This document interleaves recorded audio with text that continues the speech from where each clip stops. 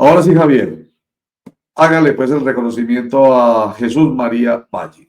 Sí, don Roger, lo que pasa es que, a ver, como hay gente que hila tan delgado, quería relacionar el tema de lo de Bernardo Jaramillo con Jesús María Valle por una sola palabra: impunidad, porque de alguna manera se había contextualizado en ese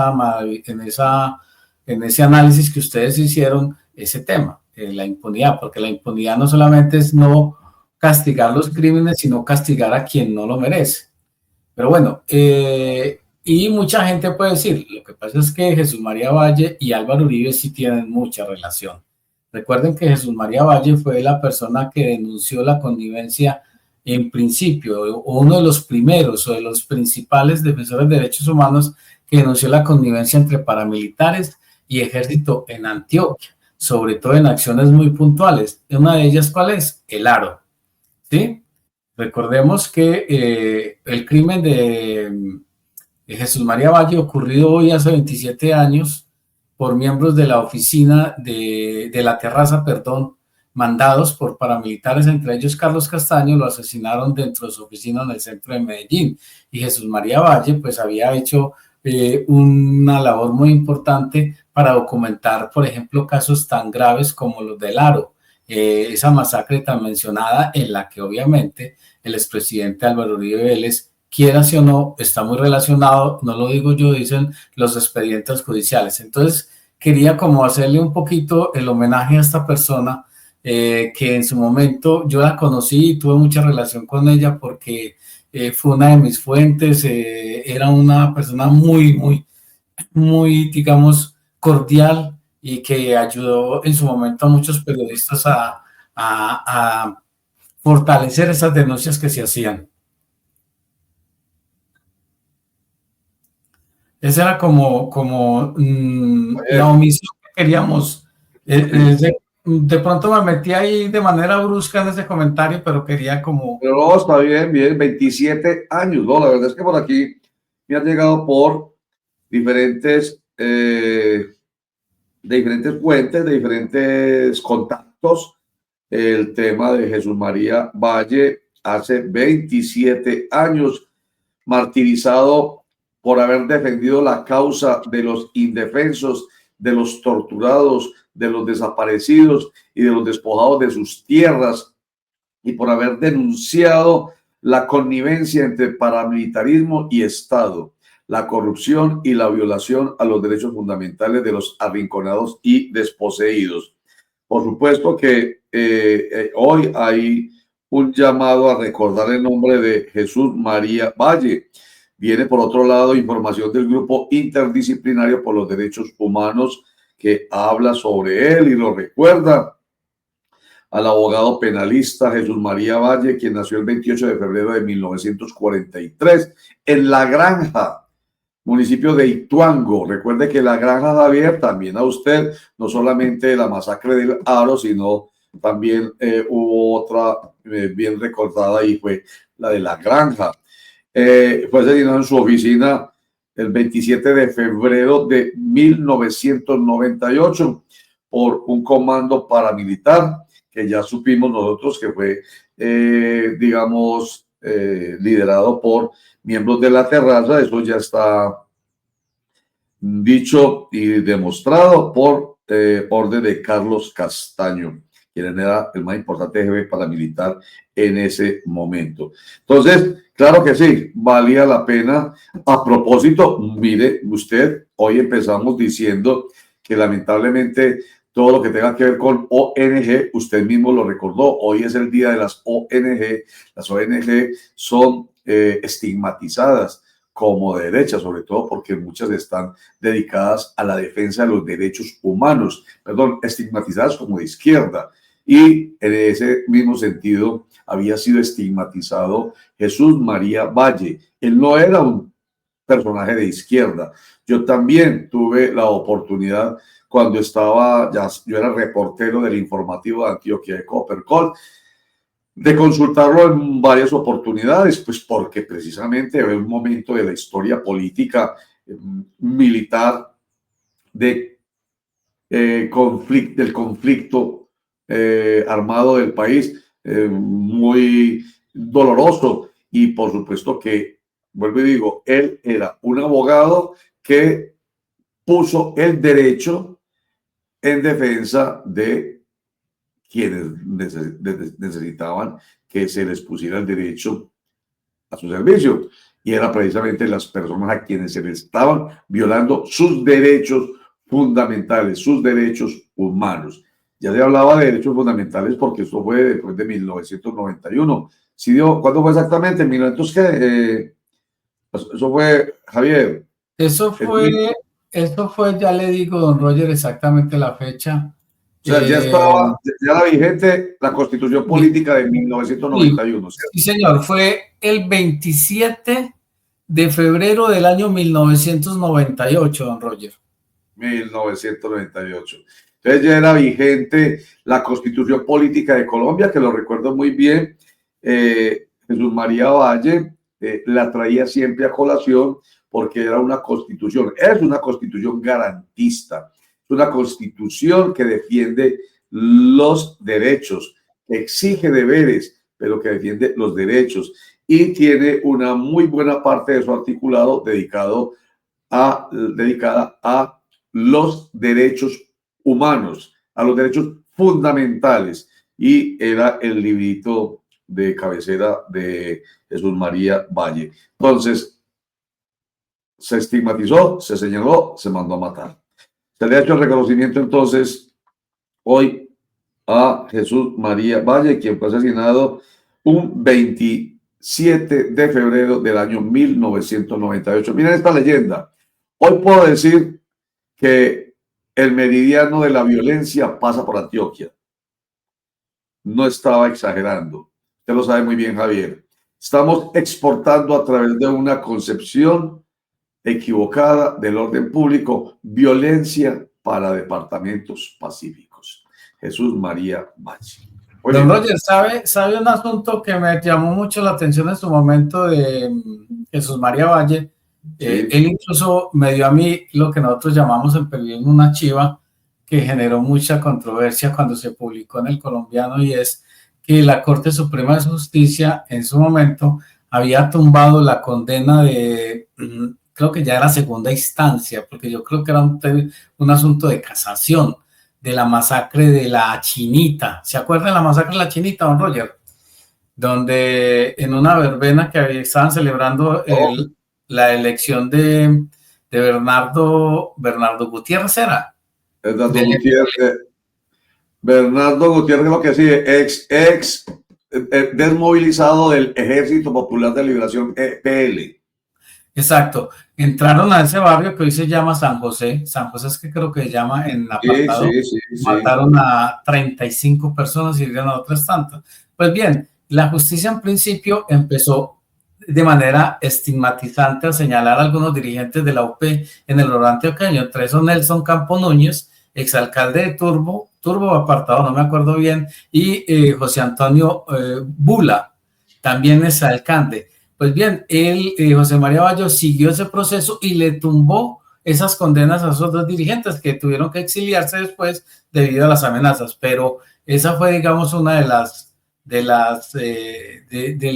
vínculo que tuve yo con Jesús María Valle y su relación con estos temas tan delicados de derechos humanos, don Roger. Muy bien. En síntesis, para que saludemos a nuestro invitado, a quien le voy a empezar preguntando, Esteban Manco, para que se prepare. Usted es experto, usted es magíster también en Derecho Constitucional. Derecho Constitucional, en que la Constitución es muy importante. La Constitución es para todos. La Constitución Política de Colombia, cuando habla de derechos, es de todos, de los más pobres y de los más ricos, de los de derecha e izquierda, para todos. Esa Constitución es para todos. ¿Esto por qué lo enfatizo tanto? Pues porque cuando se habla de estos temas, inmediatamente no habrá, o no faltará mejor, quien señale otra vez, estigmatice. Vea, ahí están hablando de izquierda, ahí están hablando de subversión. No, estamos hablando de derecho, porque el nuestro es un Estado social, que es la gran diferencia con la anterior Constitución de 1886, social en la que el ser humano cobra una importancia vital, tanto que su dignidad humana está ahí en la Constitución política, dignidad humana, democrático, de derecho, sigue siendo el derecho la cobija para todos los colombianos. ¿O no, Esteban Manco? Bienvenido a Clickcracia, el poder de la información a un clic, la democracia en la información. Bienvenido. Muchas gracias por este importante programa y nos lo has descrito de mejor forma en la medida en que la transición del Estado constitucional y democrático de derecho como es el actual y lo que precede es el Estado de Derecho, lo que pretende es materializar en sí esas garantías constitucionales que anteriormente eran desconocidas constantemente por el presidente, por las Cortes, por el Congreso, y que con esta transformación hacia nuestra organización actual, lo que se pretende es que se pueda materializar realmente estos derechos sin importar a quién pertenezca. Y es allí la importancia, por cuanto muchas personas creen que los derechos, y cuando se hace relación a los derechos, tienen una cosmovisión de tendencia política, y no es así, sino que es para todas aquellas personas, habitantes o ciudadanos que en Colombia habitan. Usted habla de algo, o me suena muy bueno, una cosmovisión política. Esto nada tiene que ver con la política y es lo que hemos querido dejar hoy en claro. Casualmente se va dando todo, Esteban. Vamos a hablar hoy de que el 27 de febrero es el día de las ONG y empezamos a hablar de cómo se han estigmatizado, muchas de ellas por defensa de los derechos humanos, y casualmente se celebra hoy, o será por lo mismo, el día de que fue, o se celebra, no, se conmemora, ojo, se conmemora el día que fue asesinado José Jesús María Valle, que, como lo dije hace un instante, para no quedarme ahí, ponía en práctica la Constitución para defender los derechos de la gente. Y usted ahora, como magíster en Derecho Público, lo ratifica. Los derechos que no tienen cosmovisión política. Eso no es ni de derecha ni de izquierda. Bueno, mejor dicho, no es de izquierda, porque es que se señala desde la derecha que es de izquierda. Ahí es donde aparece la cosmovisión política. ¿A eso que usted se refiere, Esteban? Precisamente a esa cosmovisión político-electoral o político-participativa, pero en sí los derechos sí tienen orígenes históricos, orígenes y visiones políticas desde el concepto mucho más amplio y reflexivo, pero no son político-electorales en el sentido de que hagan parte o se pueda estigmatizar a una persona por defender X o Y derecho. Es allí donde se quiere precisar esta situación. Sí, señor, porque nuestra constitución política es eso, es desde ese punto de vista más no proselitista, más no electoral. Es por eso se llama Constitución Política de Colombia. Bueno, Esteban Manco, con usted hemos tratado un tema que es necesario contextualizar grosso modo en la decisión que se tomó en el actual Consejo Distrital de Medellín de autorizarle al alcalde Federico Gutiérrez Zuluaga de enajenar las acciones que tiene EPM, Tigo Une e Invertelco. Una discusión que se viene haciendo en el Consejo de Medellín, no solamente en esta administración, sino que se discutió en la administración de Daniel Quintero. En esa administración, no obstante haber quedado en claro en ese momento que si era necesario vender esas acciones, no se le aprobó la autorización a Daniel Quintero Calle. En esta administración, en la de Federico Gutiérrez, de manera expedita, se le aprobó esa posibilidad de enajenar esas acciones a Federico Gutiérrez Zuluaga, con un elemento que es el que llevó a Esteban Manco a establecer o interponer una acción popular, porque según Esteban no se hizo, no se tomó la decisión con base en la verdadera valoración de esas acciones. En las en la administración anterior se hablaba de que esas acciones, habiendo sido valoradas por empresas muy prestigiosas y reconocidas a nivel internacional, estaban valoradas entre 2.3 y 2.8 billones de pesos. En esta discusión no se hizo ninguna valoración, sino que en su momento dijo Federico Gutiérrez, algo así como abuelo de pájaro valen 1.600.000, 1.6 billones de pesos. Y entonces eso es lo que llevó a Esteban Manco a interponer la acción popular, porque no hubo verdadera valoración. Hasta ahí vamos bien, ¿cierto? Ese es el contexto, Esteban. Ese realmente es el contexto sobre el cual se cimenta esta acción popular, que el 25 de febrero, hace 2 días, tuvimos audiencia de pacto de cumplimiento con las accionadas, con el distrito, con un EPM, con Invertelco, con el mismo EPM, y en esa medida es aquí donde vamos avanzando poco a poco en esta acción popular, en esta acción constitucional, y vamos esclareciendo la verdad.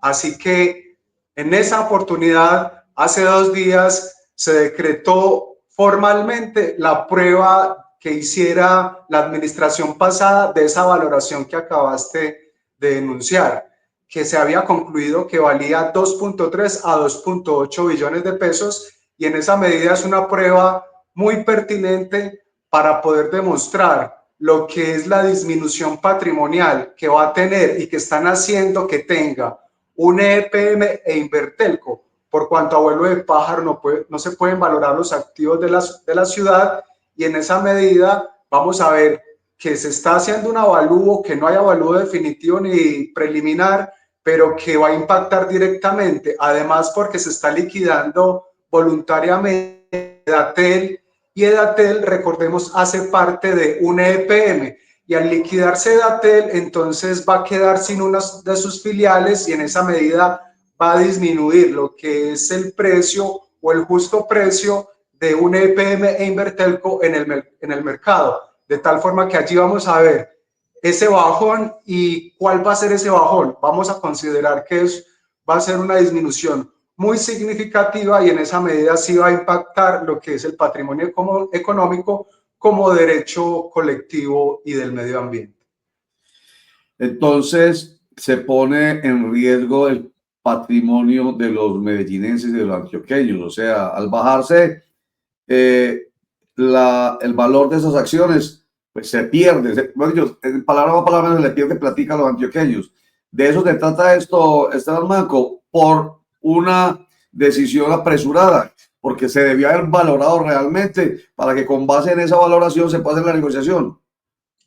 Realmente esa es la base de todo este impulso de la acción popular, y en esa consideración lo que creemos es que ni abuelo de pájaro ni más o menos se valoran los activos de la sociedad. En esa medida lo que se pretende es proteger el patrimonio público del activo que tiene la ciudad en estos momentos, también conectarlo con lo que es Edatel y se está liquidando de manera voluntaria sin que exista ningún saldo negativo, déficit, ni ninguna otra circunstancia financiera que amerite su liquidación. Pero estos son liquidaciones y hechos posteriores a la autorización que son, desde mi concepción, voluntarios, es decir, de manera con intención de desmejorar las condiciones de Tigo-UNE, de un EPM, y en esa medida vamos a ver que va a ser un impacto grande en esta valoración que se afirmó, Roger, se iba a hacer 2 meses después de aprobado la autorización por parte del Consejo, que fue en agosto de 2024. Ya pasaron 2 meses a esa fecha especial, estamos en 2025 y aún conocemos que no se ha hecho un avalúo definitivo frente a esta circunstancia, que es de vital importancia constitucional para el distrito de Medellín. ¿Qué presunta responsabilidad les cabe ahí a los concejales? Porque estamos hablando mucho de EPM, esto es una acción popular en contra de EPM y la alcaldía de Medellín, o también contra el Consejo de Medellín, también. Sí, señor. Ah, bueno, porque estoy preguntándome yo, los directos responsables o presuntos responsables en caso de un detrimento son los concejales que aprobaron esa venta de acciones. Precisamente también la acción popular va dirigida en contra del Consejo de Medellín, donde he asistido en alrededor de 2 sesiones plenarias para comunicar lo que era la acción popular y la acción de simple nulidad, que no la querían publicar en los medios de comunicación conforme a la orden judicial que había emitido los jueces de la República. Y mi segunda intervención ante el Consejo fue que se estaba liquidando Edatel, que hace parte de un EPM y que va a desmejorar lo que es la valoración económica de un EPM, y que eso se estaba haciendo sin una causa financiera que ameritara el déficit que en estos momentos no tiene Edatel, y que por lo tanto realmente lo que hay allí es una intención de desmejorar un EPM para que quede a precio de huevo o quede muy inferior, y así otros participantes en el mercado como Millicom puedan hacerse a estas acciones de una manera mucho más barata que las que normalmente puede costar. Me excusa usted y que me excusen también nuestros internautas y televidentes, pero aquí hay una suspicacia que me generan sus palabras. Es que hay alguna intención dolosa, ahí es donde está la suspicacia. Ahorita dije presuntos responsables, pero como usted lo plantea, dolosa, intencional de hacer algún negociado entonces, porque ¿cuál es el interés de quienes deben defender los intereses? Permítame emplear la palabra redundantemente, de la sociedad en general, representados en estos activos. ¿Con qué intención? Si lo que tienen es que defender precisamente esos intereses. Esteban. Sí, para mí hay una intención en el sentido de liquidar Edatel, y Edatel no presenta ningún problema financiero como para liquidarla, sobre todo que es voluntaria, y cuando la liquidación es voluntaria no hay control por parte de ninguna de las autoridades judiciales ni administrativas, sino que ella misma es la que se liquida. Y una vez al indagar por esto, por cuanto se presentó derecho de petición ante Edatel y lo que se respondió es que existe una liquidación voluntaria, lo que va a hacer es impactar a un EPM. Es decir, para poder hacer esos ejercicios mentales no hay que escudriñar ni ser un economista de la mejor vanguardia, sino que es fácil concluir que se va a desmejorar la valoración de un EPM. En esa medida, la intención sí va dirigida allá, porque además recordemos que se afirmó que 2 meses después de la aprobación se conocería el avalúo definitivo, y han pasado 2 meses de ese avalúo, de esa presunta fecha que iba a ser el avalúo definitivo, y no conocemos. Y Edatel se comenzó a liquidar 2 meses después de esa fecha, es decir, más o menos en noviembre, diciembre, se comenzó a liquidar, y en estos momentos está en proceso de liquidación.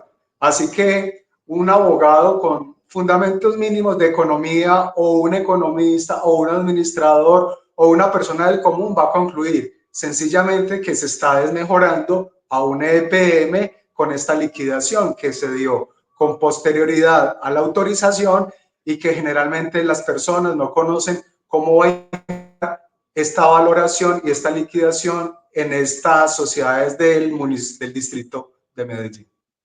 Pero eso es muy importante para tenerlo en cuenta, porque yo quiero confesar que no tenía la claridad como la tengo ya cuando usted mencionaba en otros momentos la liquidación de Edatel. Tal vez, incluso le pregunté en otra ocasión, ¿cómo así? Es que Edatel existe todavía, ¿cierto?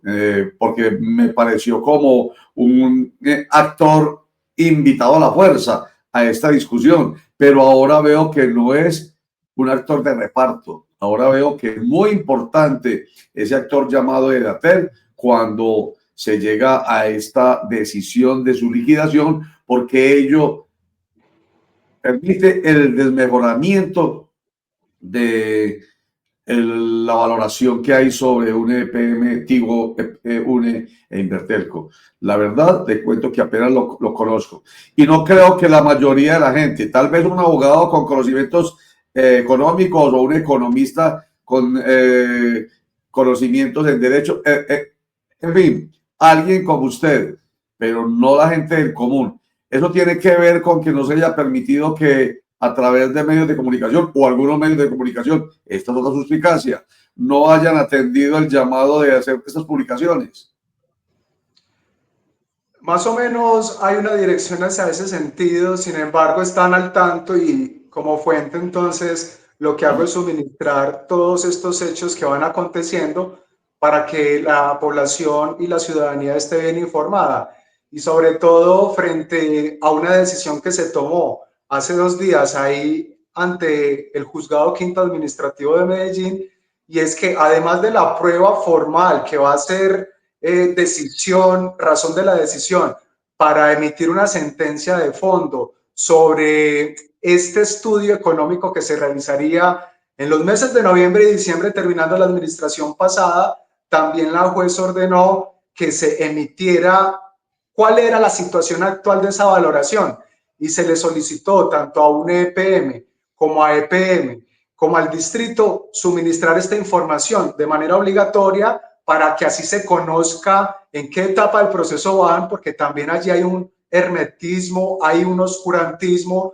de en qué etapa van, de cuál es el procedimiento, de cuál es la firma que lo tiene, de cuáles van a ser los criterios, y en esa consideración este proceso constitucional de acción popular lo que también propende es al esclarecimiento de lo que está pasando. Existe un silencio muy abierto por parte de las entidades correspondientes, también por parte del Consejo, también por parte de PM, también por parte del alcalde Federico, y en esa medida lo que queremos es que haya moralidad administrativa, que la administración sea transparente en su actuar y que tampoco se afecte lo que es el patrimonio público, que esos activos que están allí en nuestra ciudad, que es parte de nuestros activos patrimoniales para la educación, para la vivienda, para el metro de la 80, que son más de 300.000, 400.000 millones los que se están discutiendo con el gobierno nacional. Aquí hay 3 o 4 o 5 veces ese valor y en esa medida también cae muy bien para lo que es la economía del distrito. Por supuesto.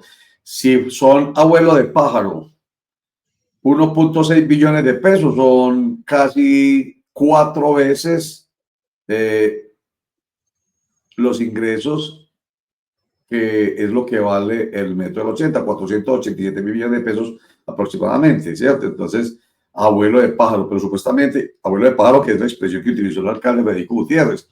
Esa fue la valoración que se dio para que el Consejo de Medellín aprobara. Es que para ese momento hay que decirlo también, su opinión, pero esto es absolutamente claro. Es que para que el Consejo de Medellín le aprobara a Federico Gutiérrez esta solicitud de enajenación de estas acciones, eso no importaban los argumentos, ¿cierto? Si eso ya estaba cocinado, le iban a aprobar. Entonces, con decir abuelo de pájaro 1.6 billones de pesos, los concejales dijeron, es que eso es lo que vale, abuelo de pájaro. Entonces, estoy hablando de que vale 4 veces, perdón, son 4 veces más o menos lo que se necesita para el metro de la 80, pero en realidad sí podrían ser, sino entre 2.8, perdón, entre 2.3 y 2.8 billones, como fue valorado ese activo en la administración anterior, pues póngale pues entre 1.9 y 2.3 billones de pesos. 2.3 billones de pesos son mucho más, 700.000 millones de pesos más o menos, más que el 1.6 del vuelo de pájaro de que habla Federico Gutiérrez, o habló Federico Gutiérrez. Bueno, entonces, Esteban, ¿cómo podríamos entender de manera muy sencilla cómo va el proceso? ¿Qué sigue del proceso? ¿Se puede obligar en derecho? Volvemos al principio de la conversación, en derecho, que políticamente es una cosa, pero en derecho al alcalde, al consejo, a EPM, a los que están vinculados con el proceso, a que realmente levanten el silencio, hablen y respondan. Sí, realmente desde esta acción popular lo que se impulsó y también se concretó el 25 de febrero de este año es que se solicitó a cada una de las accionadas y vinculadas, especialmente al distrito de Medellín y a EPM, a que revelen cuál es el estado del proceso, en qué va el proceso, si hay una valoración definitiva, que lo suministren en copia, y si hay reserva sobre esas actuaciones, la señora juez ordenó que se atendiera a lo que era el Código Procedimiento Administrativo y lo de contencioso administrativo, y que no había reserva cuando se trataba de un proceso judicial.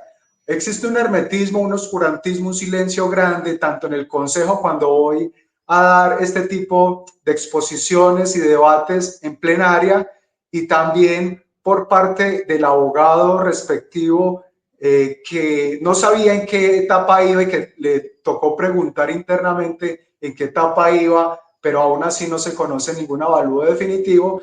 E igualmente lo que es el distrito de Medellín, que frente a la autorización sí daba muchas entrevistas para poder explicar lo que era el objetivo de la venta, cuánto valía grosso modo o abuelo de pájaro, pero no ha dado entrevistas ni ha dado ruedas de prensa sobre el actual proceso de venta, ni cuál es la firma que lo aborda, ni entre otros criterios, ni por qué se está liquidando Edatel, so pretexto de una liquidación voluntaria, pero lo que vemos ahí es que se está autoextinguiendo para lo que es desmejorar la valoración de un EPM. En esa medida, desde el derecho, se está esclareciendo cuáles son esas situaciones, cuál es la firma, cuáles son los criterios, en qué etapa va, porque preguntando, ningún medio conoce, ninguna fuente conoce sobre este aspecto específico que va a impactar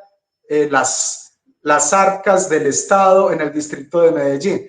Y esperamos que con la prueba que tenemos de la valoración que realizaría la empresa brasileña, 2.3 a 2.8 billones de pesos, se pueda hacer un cálculo objetivo entre cuánto valía en ese punto de la historia de Medellín, cuánto vale cuando salga el avalúo definitivo, teniendo en cuenta que las declaraciones políticas de Federico Gutiérrez lo que hizo fue desmejorar y desvalorizar de impacto esas acciones de un EPM, por cuanto eso no se puede hacer así, ni abuelo de pájaro, ni más o menos. Lo que políticamente se realizó allí por parte del alcalde fue una desvalorización fuerte con una declaración política. Doctor Esteban Manco, buen día, cordial saludo. Dos preguntitas. La primera, ¿cómo lo recibieron los concejales, sobre todo de la coalición, cuando de alguna manera hay una espada de Damocles sobre ellos si las pretensiones de su demanda llegan a lo que usted quiere? Y segundo es, si esa pretensión que usted hace y llega a su término en los términos en que usted los plantea, ¿qué va a pasar entonces con la venta de Tigo Une? ¿Se tiene que reversar? ¿Se tiene que imponer un precio que lo estipule esa valoración que usted está pidiendo? Es decir, o se cae el proceso, hay que empezar de cero, un poco como pedagogía sobre eso, doctor. Muchas gracias, Javier, con los buenos días. El primer recibimiento fue un recibimiento en el sentido cordial, por cuanto era mi primera vez en acudir a la sesión plenaria del Consejo, y también desde el respeto que cada uno de los concejales se merece. Lo que se hizo fue exponerlo a la acción popular y lo de la acción de simple nulidad que el Consejo no había querido publicar en sus páginas respectivas, al igual que la alcaldía, al igual que las otras accionadas y vinculadas. Sin embargo, ya en la segunda sesión sí vi algunas risas o muecas cuando yo exponía de algunos concejales que estaban de la bancada de Centro Democrático o de Creemos, y en esa medida sí me generó alguna reticencia frente a esas muecas que me sorprendieron, pues, que proveniera del recinto. Pero en la primera intervención, el concejal Guillermo Vélez también lo que hizo fue una condición receptiva de toda la exposición que se había hecho, porque se había realizado mal el procedimiento y porque habría un detrimento patrimonial. Allí hubo una recepción corta pero cordial. Sin embargo, existe silencio, tanto en las dos intervenciones, existe silencio casi total sobre mi preocupación que expresé en ese momento ante el Consejo Distrital de Medellín, y que al menos debería haber una retroalimentación sobre el control político que la corporación debe hacer en estos momentos, como lo expuse en mi segunda intervención. Es allí el silencio de aquella corporación que debe hacer control político a la administración, pero que cuando se trata de la venta de Tigo Une e Invertelco, existe ese silencio sepulcral sobre que eso no se puede debatir en un asunto tan delicado para la ciudad.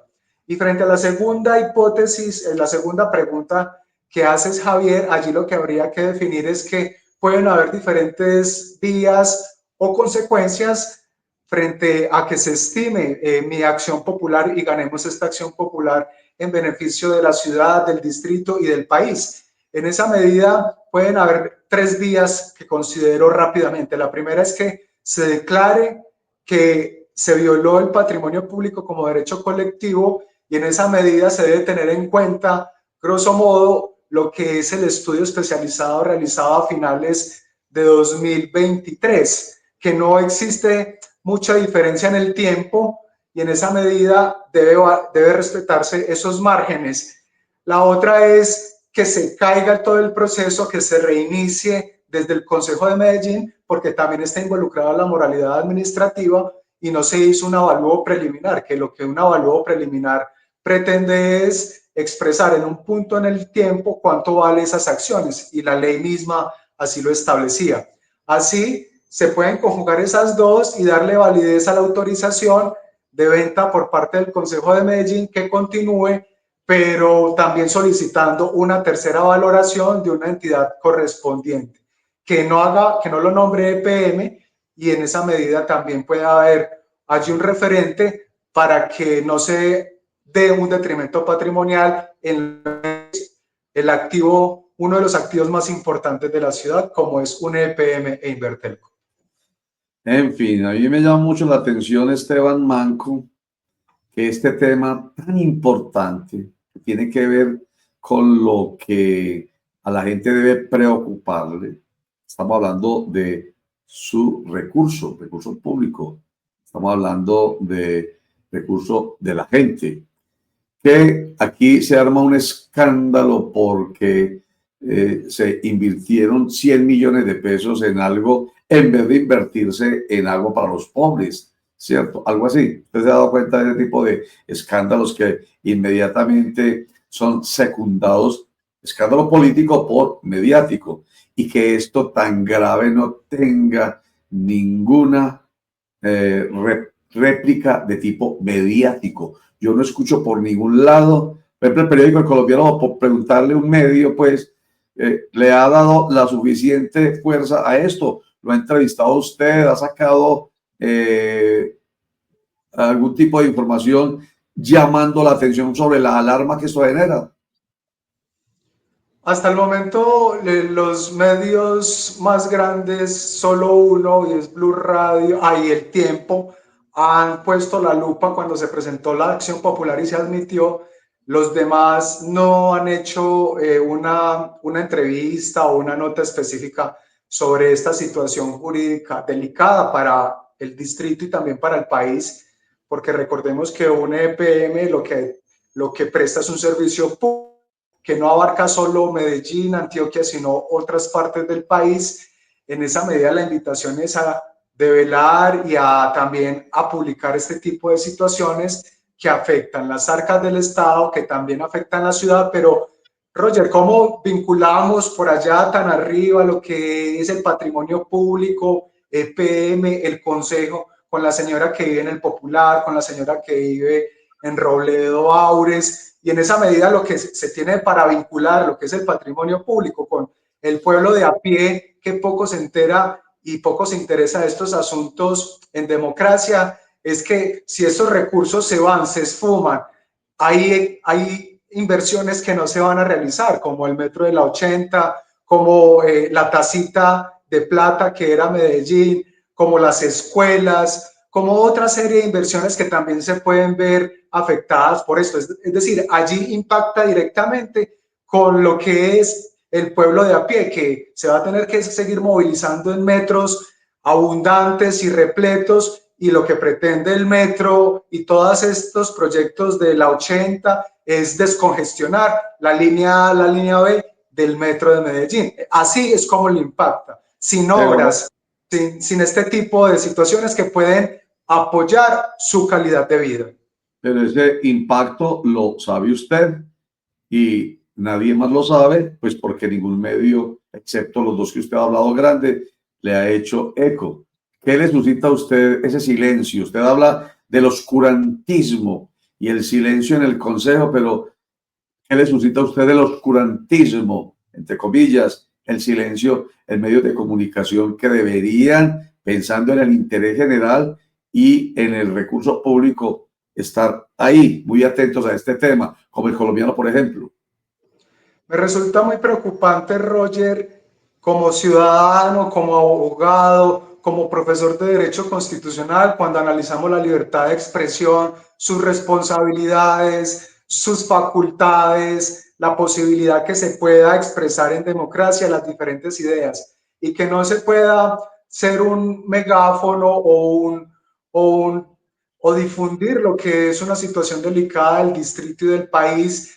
Me genera esa preocupación como ciudadano, como profesor, de enseñarles a los muchachos todas estas responsabilidades y todas estas facultades, y que suscite más eco otras noticias frente a lo que son alrededor de 2.3 a 2.8 billones de pesos. Es que, Roger, esa cifra ni a usted ni a mí nunca la hemos visto en persona, ni nunca la hemos visto en calculadora. Eso representa muchos ceros, y esos ceros pueden ser impactados positivamente a favor de la calidad de vida de los ciudadanos aquí en el distrito de Medellín. Sí, señor. La cosa no es sencilla, no es grave, no es un escándalo mínimo, menor, es muy importante, tiene que ver con recursos y muchos recursos.